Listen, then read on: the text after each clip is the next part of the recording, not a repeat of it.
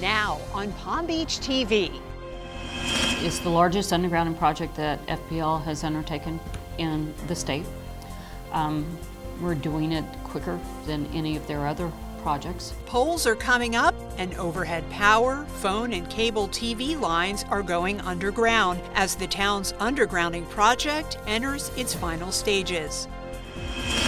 Hurricane Imelda stayed offshore, but it was no day at the beach. We'll show you the conditions greeting beachgoers at Midtown. Those stories straight ahead.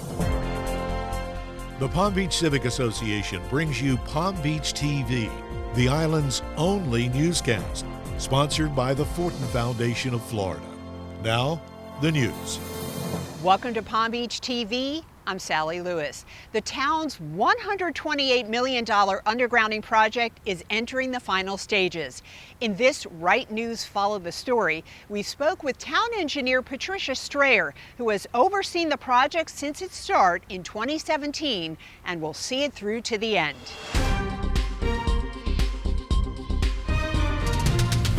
At first glance, it may look like this power pole is defying gravity, but it's all part of the heavy lifting going on as the town's massive undergrounding project makes progress. Nearly 2,000 utility poles will be replaced with the underground system when the project is completed. A lot of people think that you're actually taking the lines off the poles and putting them underground.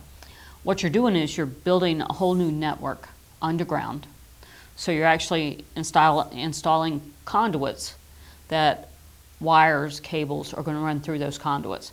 So you install all the conduits for AT&T, Comcast, and FPL. And those are, in the town, the only thing that are on the poles.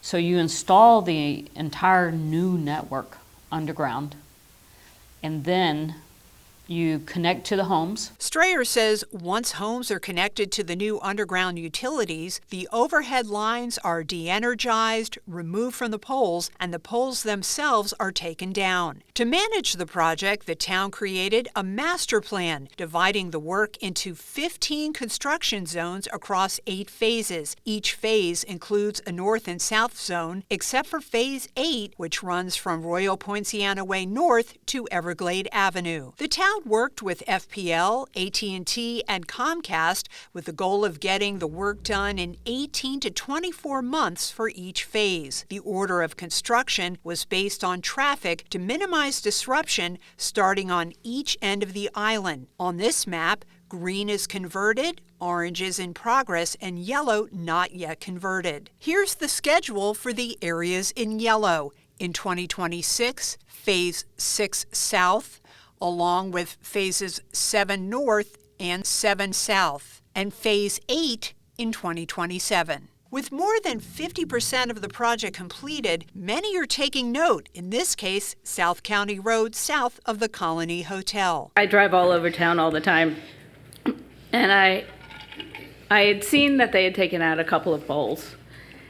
But when I went down and saw every pole gone, dude, it's spectacular. I mean, a beauty. Beyond creating a more attractive Palm Beach, Strayer says the completed undergrounding areas have also improved power reliability. And with no overhead lines or poles to worry about after a storm, there's the added benefit of increased safety. While the project has faced challenges, including rising costs and delays in some sections, Strayer says overall, she and her team are pleased. Early on, there were all kinds of proposed alternatives to doing the full thing.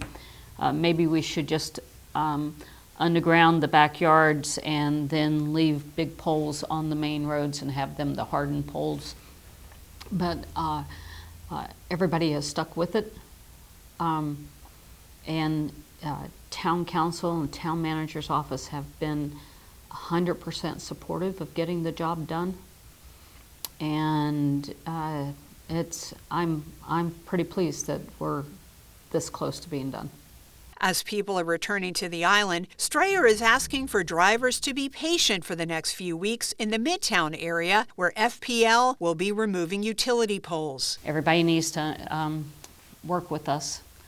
Follow the detour signs, follow the flaggers, and be patient.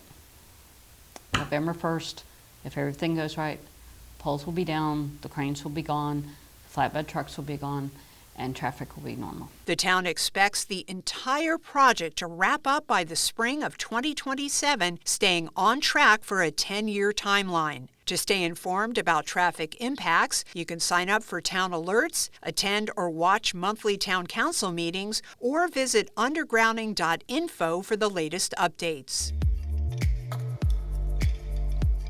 Although Hurricane Imelda missed South Florida, the storm still caused problems at our local beaches. The National Weather Service has issued a high surf advisory for coastal Palm Beach County, which includes Palm Beach, with breaking waves between 5 and 9 feet in the surf zone. A high rip current risk also remains in effect through Sunday morning, bringing dangerous swimming and surfing conditions along with localized beach erosion. The town's coastal coordinator is monitoring the conditions and says king tides expected the week of October 6th could push water levels even higher. Meanwhile, Midtown Beach is under a no-swim advisory after routine testing by the Florida Department of Health in Palm Beach County found high bacteria levels on September 29th.